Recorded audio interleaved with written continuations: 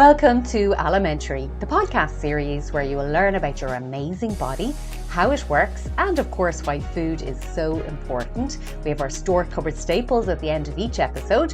We'll also learn more about lifestyle tips and therapies to help you to influence your health in a positive way.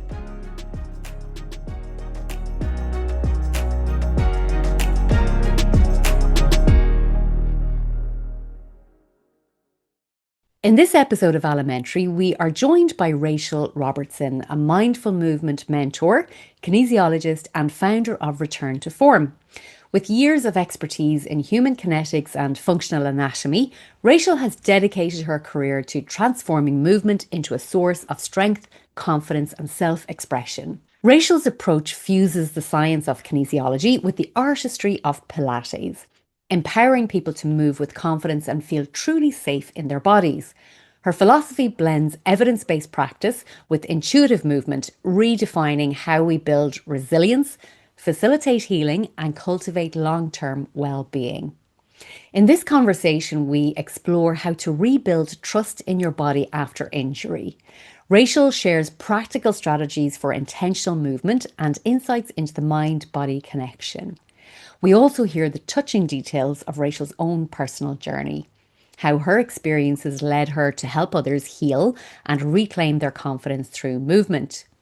Whether you're recovering from injuries, supporting someone on their healing path, or simply seeking a deeper understanding of why strength training is so powerful, this episode covers shifting from fear and uncertainty to strength and confidence through mindful movement. So please join me in welcoming my guest, Rachel Robertson. Rachel, thanks so much for joining us on Alimentary today. And I think that for most people who are in the wellness industry, if you like, who are therapists or helping people to heal in some way, it generally comes from our own life experience, in a lot of cases. So would you like to maybe tell us a little bit about your background and what has brought you to this, being the founder of Return to Form? Yeah, it's always kind of hard where to start. But when I was a young girl, I unfortunately lost my brother. I'm so And sorry. going through that, every time I say it, it always brings tears to my eyes. Of But course. it started the passion to want to help people. Like I just remember being a young child and being like, how can I improve this situation?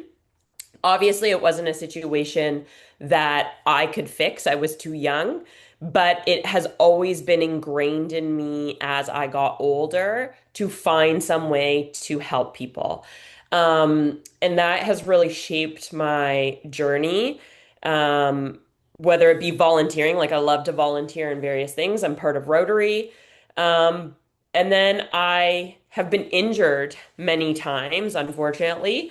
I was in a serious car accident, rear-ended by a drunk driver, and that really shaped a having to learn how to adapt and move forward at such a young age. I was in my early 20s and I was just starting my career. It was really impacting my work and my schooling.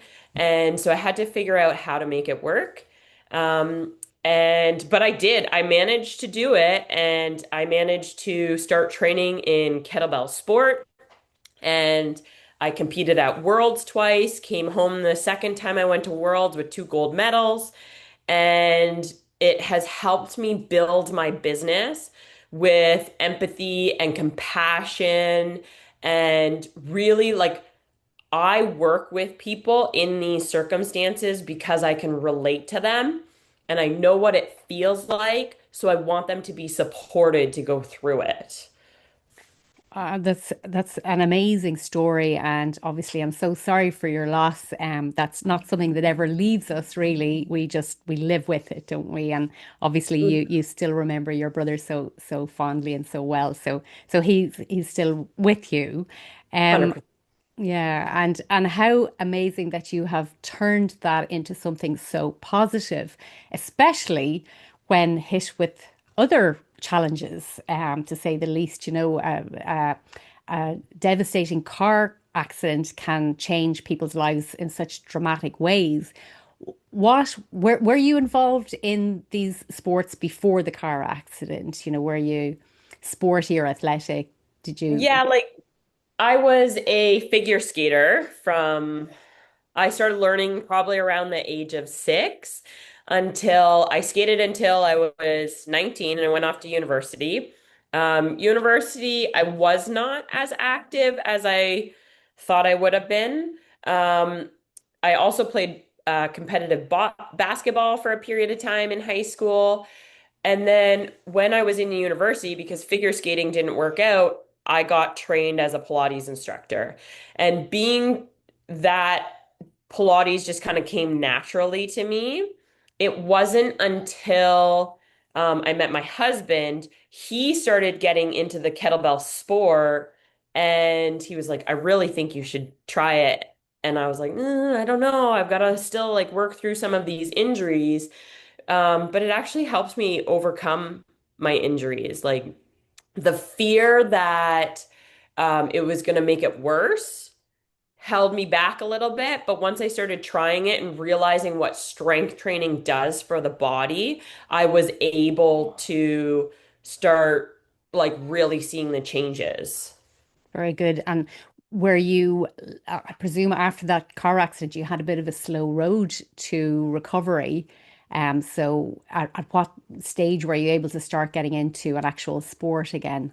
Well, it was kind of an interesting journey. And the reason why it was interesting was I was pretty body aware, but I was also very flexible. Like my background was endurance, like figure skating. I actually didn't realize how much of an endurance sport it was. And Pilates is low impact and flexible, and so I got whipped around quite a bit in the vehicle, but the other people who were in the vehicle were also fitness people and they were very like strength based and they didn't have the same repercussions that I did. So part of it was like learning the benefits of strength training. So it brought me into the strength training world. I was dabbling, but not to the extent that I am now. And I didn't understand like programming structure or anything at the time. And there was a moment where my trainer actually asked me to bicep curl, and I couldn't mentally connect and I couldn't figure out how to bend my elbows. And I remember being shocked and I actually like ran away and like went crying in the bathroom because I was like, what is going on? Like, I'm sending these signals and my body actually cannot physically do that. It's a little surprising. And I had to really pull back and learn basic strength training movements. And so now when I work with clients, I actually teach it. I teach this clinical Pilates workshop, and it's teaching other healthcare professionals how to implement Pilates into their exercise prescription. And so my theory is very much learn the movement with very light weights and working on increasing the volume. And as I increased the volume, I would kind of aim like over time to get to 20 reps. Then I would increase the weight. For me, I was able to start moving and connecting to my body better, where a lot of strength training is kind of like 3 sets of 10, generalizing it. But so going that different route, and I've started applying it to all my clients, especially with whiplash injuries, and the change and the progress that my clients are seeing, and a key part of it, they're moving without fear. So teaching them that they're safe and building their confidence, I think really that was what it came down to. It was like, oh, I can do this. I'm not experiencing pain. I'm building my confidence. I feel good about it. And so that method has helped me do that with my clients as well.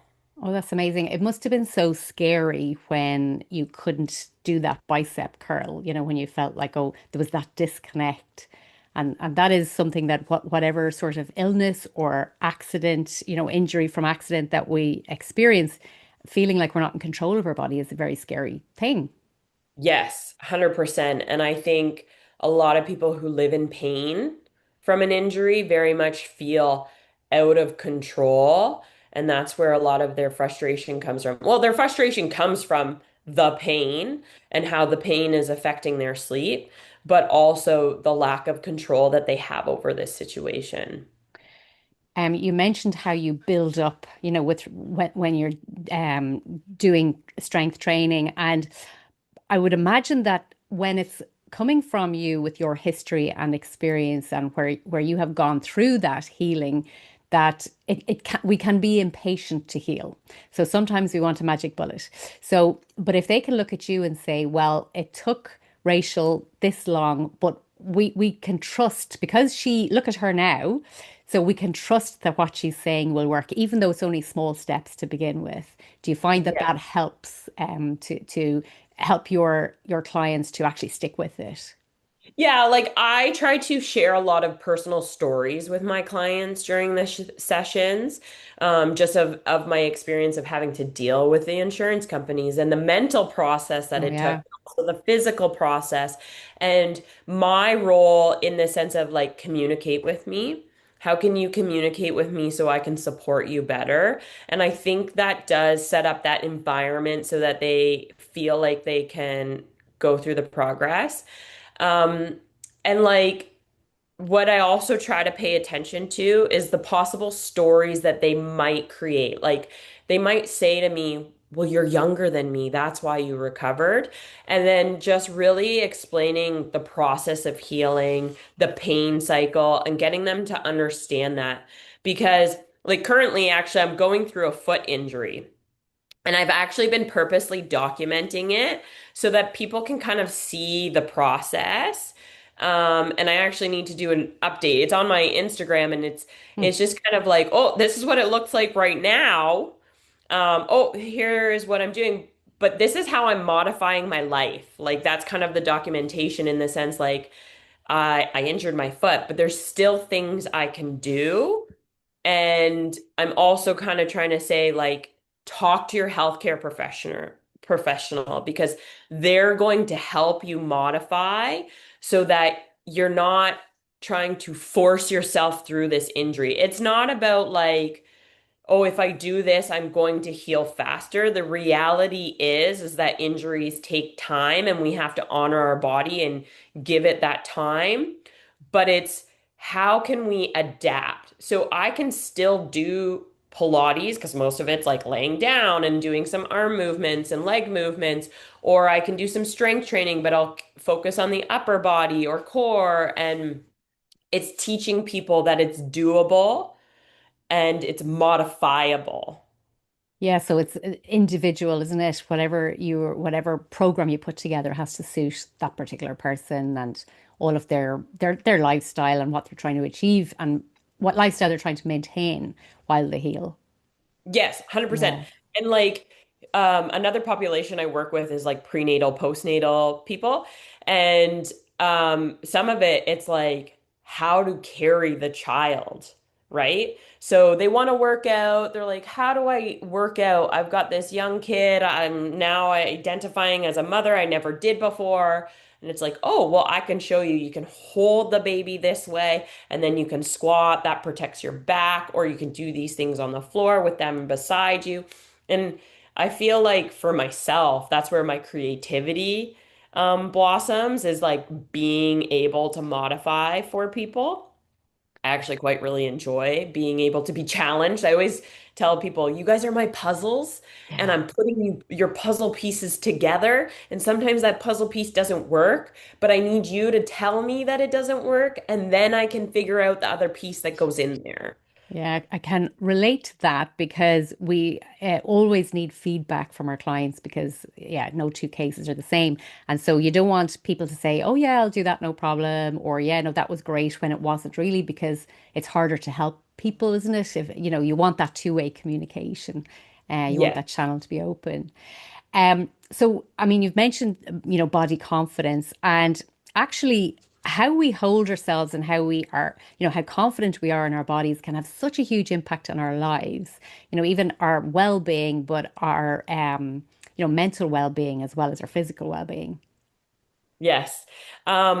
yeah, like even if you watch someone, like just watch someone walk down the road, you can see by the way that they carry themselves kind of where they're at. Like it's really interesting. A lot of my clients, I watch them walk in and they don't realize that I'm watching them. And then, like, one of my first statements is always, how are you feeling today? Or how is your body feeling today? And they'll answer, and I'll be like, okay, are you tired?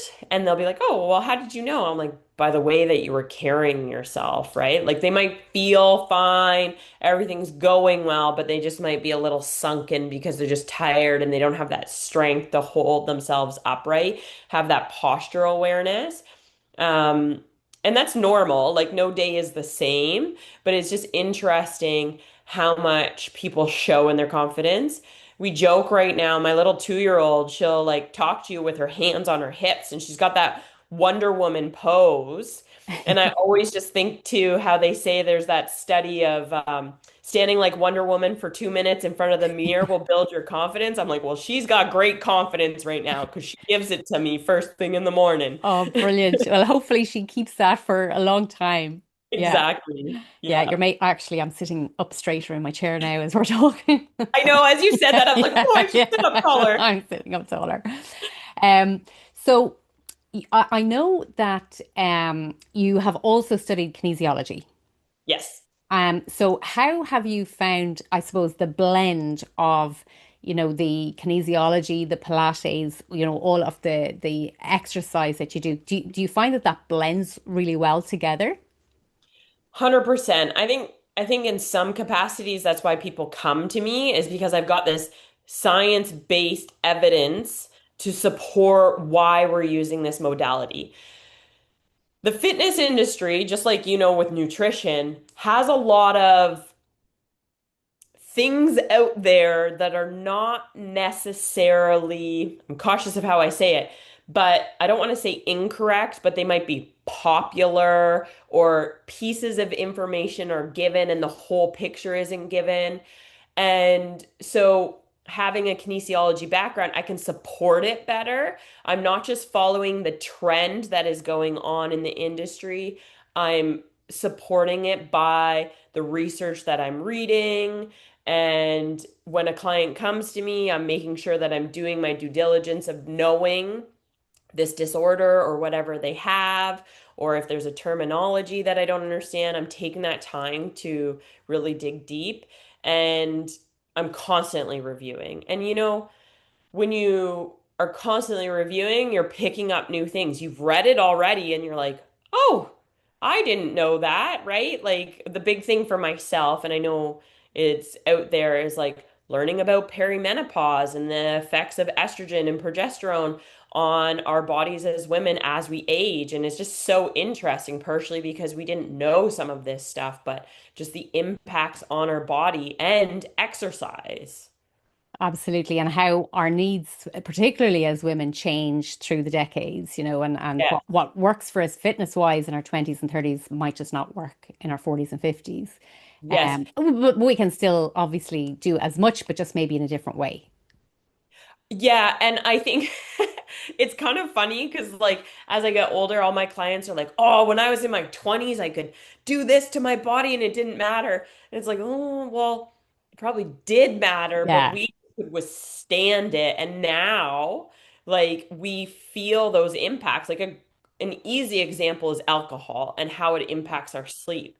In our 20s, we probably just didn't notice. Now we're noticing as we get older. Yeah, and we didn't have as many responsibilities in our 20s. So if we weren't feeling great, it didn't matter as much. Whereas, now it's kind of like, oh, I can't be bothered because I'm so busy tomorrow or whatever. Right. It's easy to put it to the wayside Yeah, and it can get deprioritized, kind yeah, of. Mhm. exactly, exactly. So, have you gone back to the figure skating at all? Do you still skate? Interestingly, I skated as an individual figure skater till I was 19. When I was about 24, I had someone convince me to join a synchro team. So I did that for 1 year and we went to Canadian Nationals. And that was quite an experience because it was funny because the coach would come to me and she'd be like, individual figure skaters do it like this, synchro skaters do it like this, so that I could understand the difference of posture and like how you hold yourself and stuff. And then after I had my first daughter, my husband was like, you should go and teach skating. They need skaters. They had this advertisement for instructors in town.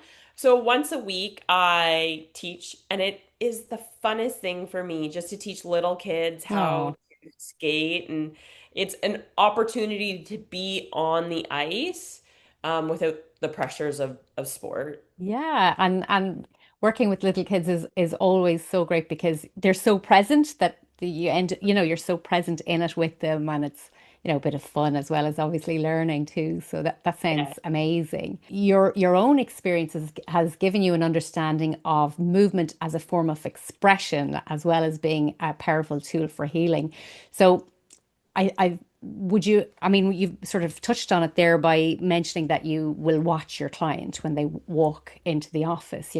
So are you kind of talking about body language as well? Would that be that you can sort of, sometimes a person's body language will tell you more when they're sitting in front of you than what they're actually saying? Yes, like I think it's a little bit of a combination of both. You have to hear what they're saying, but you also have Yeah. to kind of watch. So it's always interesting. Like as I'm teaching Pilates, I'll just go, "Oh, how did that rep feel?" And they're like, "Fine." I'm like, "Are you sure?" And they're like, "No, I kind of felt my low back a little bit. How did you know?" And I'm Yeah. like, "Oh, well, I was watching your face." Your face said it all. Or like, and it's not always the face. Like I have some clients that I actually see online, and the one guy said to me, "It is insane to me the detail that you can give me through a computer screen." And he sometimes comes in person and sometimes it's online, and he's like the detail is the exact same, and it will be like, oh, your right foot is slightly behind your other. And I can see that rotation in your pelvis. Again, I would say that's the combination of the kinesiology and the Pilates. I also went to school for a period of time taking massage. So that gave me some hands-on knowledge. And massage was just taught so differently to kinesiology that they actually meshed really well together. I don't practice massage at all, but the knowledge was really, really valuable. And it just, I see things, and sometimes you can see the shortened muscles or the lengthened muscles and the way that they hold themselves and stuff. Mm. I think Canadian people are quite like Irish people in that if someone asks us how we are, we say, "Oh, I'm grand, everything's good."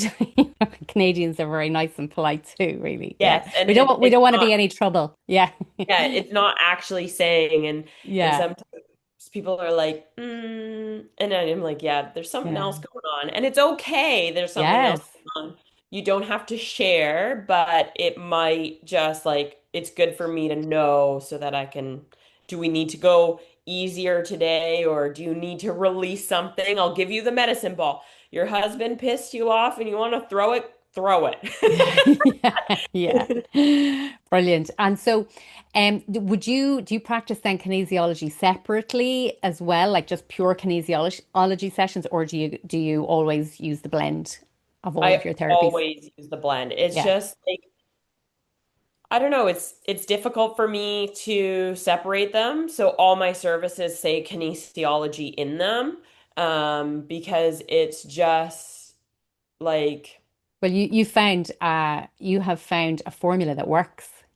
yes. Yeah. Yeah. And like I divide my practice like this is a strength training mainly because like we're going to specifically use weights versus this is a Pilates session. I'm going to specifically use Pilates as the modality. And then like my assessment is usually a, again a blend. It's like what is this person coming in? What are they seeking? Because if they say to me, I want Pilates, that's fine. But also, what are your goals? And are the modality that you're seeking going to find you those goals? Or do we need to have a conversation around that? Is another Oh. piece of it. I presume then that obviously you deal a lot with clients who have been through some sort of trauma or injury, But even for people who just have not been active at all, maybe, they're starting from the couch, as they say, I presume that you can apply a lot of what you teach to someone like that who's maybe doesn't have an injury but is literally starting from scratch. Are there any kind of movements or exercises that are good for starters?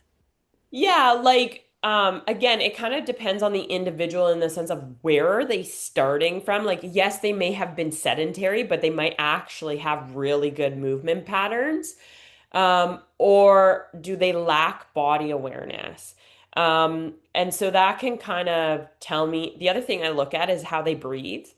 So if they're really breathing up into their chest, then I might have to kind of teach them to breathe down into the belly and into the sides because their breathing is going to impact their movement in general.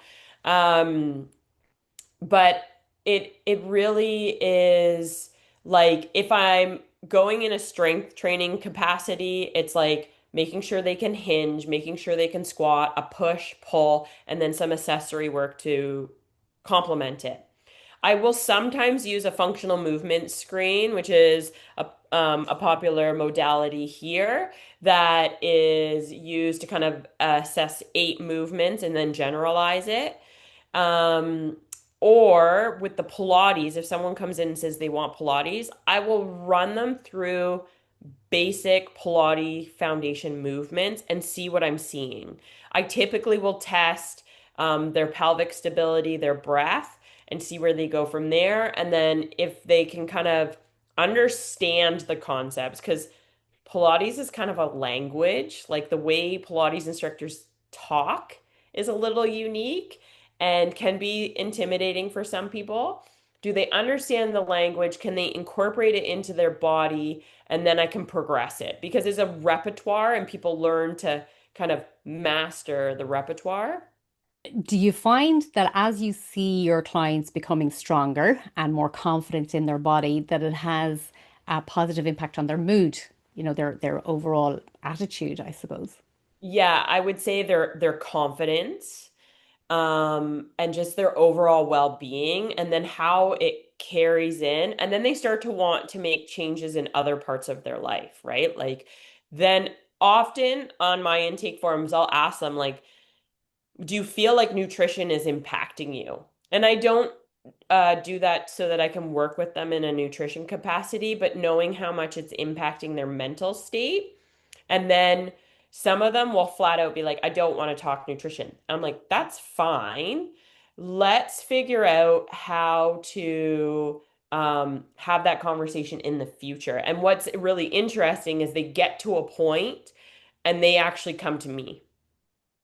Or if it continues to come up in conversation, I'm like, I think we need to address some nutrition stuff because that's actually going to support you in this journey.